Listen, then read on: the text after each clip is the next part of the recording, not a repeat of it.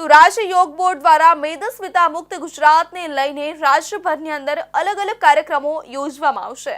રાજ્યના રમતગમત મંત્રી હર્ષ સંઘવીની હાજરીમાં સુરતમાં મેદસ્વીતા મુક્ત ગુજરાત અભિયાનની શરૂઆત કરવામાં આવશે।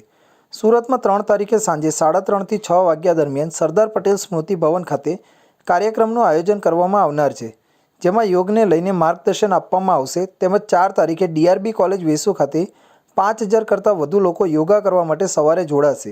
યોગ ભારતીય સંસ્કૃતિની દેન છે। આપણા ઋષિ મુનિઓ યોગ, આયુર્વેદ અને ધ્યાનના સહારે 200 વર્ષ સ્વસ્થ જીવન જીવતા હતા। અત્યારે બેઠાડું જીવન, કસરતનો અભાવ અને માનસિક તણાવના લીધે રોગો વધ્યા છે। એનું સમાધાન છે યોગ। આપણા દેશના યશસ્વી પ્રધાનમંત્રી આદરણીય નરેન્દ્રભાઈ મોદીના લીધે 21 જૂન આંતરરાષ્ટ્રીય યોગ દિવસ ઉજવાય છે। એ આપણા સૌ ભારતીયો માટે ગર્વ અને ગૌરવની વાત છે। એમના સંકલ્પને સાકાર કરવા માટે ગુજરાત રાજ્ય સરકારે ગુજરાત યોગ બોર્ડનું ગઠન કર્યું છે અને ગુજરાત રાજ્ય યોગ બોર્ડના માધ્યમથી અત્યાર સુધી અમે 1.5 લાખ યોગા ટ્રેનરો તૈયાર કર્યા છે। 2 ગિનિસ બુક વર્લ્ડ રેકોર્ડ બનાવ્યા છે।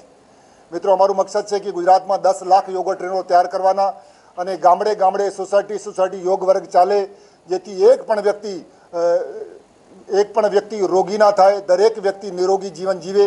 એ ભાવથી ગુજરાત રાજ્ય યોગ બોર્ડ સતત કામ કરે છે। ગુજરાત રાજ્ય યોગ બોર્ડ ગુજરાત રાજ્યના મુખ્યમંત્રી આદરણીય ભૂપેન્દ્રભાઈ પટેલના માર્ગદર્શનમાં, આદરણીય હર્ષભાઈ સંઘવીજીના નિર્દેશનમાં કામ કરે છે।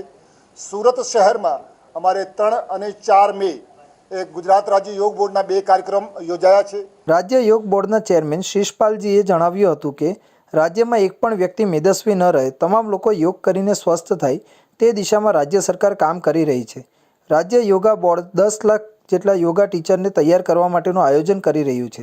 વધુમાં વધુ લોકો યોગા સાથે જોડાય અને સ્વસ્થ થાય તે માટે કાર્યક્રમ યોજાઈ રહ્યો છે।